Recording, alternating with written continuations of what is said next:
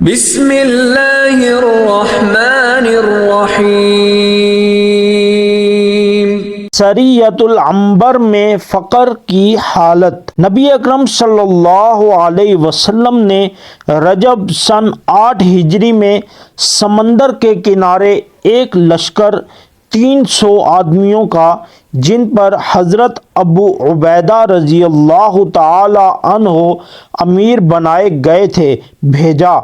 حضور اقدس صلی اللہ علیہ وسلم نے ایک تھیلی میں کھجوروں کا توشہ بھی ان کو دیا۔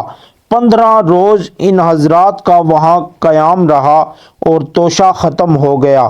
حضرت قیس رضی اللہ تعالی عنہ نے، جو اس قافلہ میں تھے، مدینہ منورہ میں قیمت ادا کرنے کے وعدہ پر قافلہ والوں سے اونٹ خرید کر ذبح کرنا شروع کیے اور 3 اونٹ روزانہ ذبح کرتے، مگر تیسرے دن امیر قافلہ نے اس خیال سے کہ سواریاں ختم ہو گئیں تو واپسی بھی مشکل ہو جائے گی، ذبح کی ممانعت کی اور سب لوگوں کے پاس اپنی اپنی جو کچھ کھجوریں موجود تھی جمع کر کے ایک تھیلی میں رکھ لی اور ایک ایک کھجور روزانہ تقسیم فرما دیا کرتے، جس کو چوس کر یہ حضرات پانی پی لیتے اور رات تک کے لیے یہی کھانا تھا۔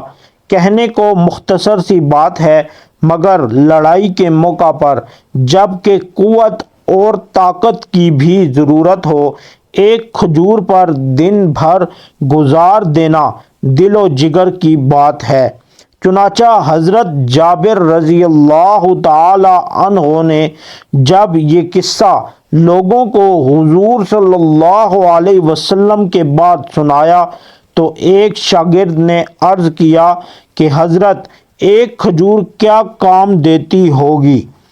آپ نے فرمایا، اس کی قدر جب معلوم ہوئی، جب وہ بھی نہ رہی کہ اب بجز فاقہ کے کچھ نہ تھا، درخت کے خشک پتے جھاڑتے اور پانی میں بھگو کر کھا لیتے۔ مجبوری سب کچھ کرا دیتی ہے اور ہر تنگی کے بعد اللہ تعالی جل شانہ کے یہاں سے سہولت ہوتی ہے۔ حق تعالی نے ان تکالیف اور مشقتوں کے بعد سمندر میں سے ایک مچھلی ان لوگوں کو پہنچائی جس کو عنبر کہتے ہیں۔ اتنی بڑی تھی کہ 18 روز تک یہ حضرات اس میں سے کھاتے رہے اور مدینہ منورہ پہنچنے تک اس کا گوشت توشوں میں ساتھ تھا۔ حضور صلی اللہ علیہ وسلم کے سامنے جب سفر کا مفصل قصہ سنایا گیا تو حضور صلی اللہ علیہ وسلم نے ارشاد فرمایا کہ یہ اللہ کا ایک رزق تھا جو تمہاری طرف بھیجا گیا۔ فائدہ: مشقت اور تکالیف اس دنیا میں ضروری ہے اور اللہ والوں کو خاص طور پر پیش آتی ہے۔ اسی وجہ سے حضور صلی اللہ علیہ وسلم کا ارشاد ہے کہ انبیاء علیہم السلام کو سب سے زیادہ مشقت میں رکھا جاتا ہے، پھر جو سب سے افضل ہوں، پھر ان کے بعد جو بقیہ میں افضل ہوں۔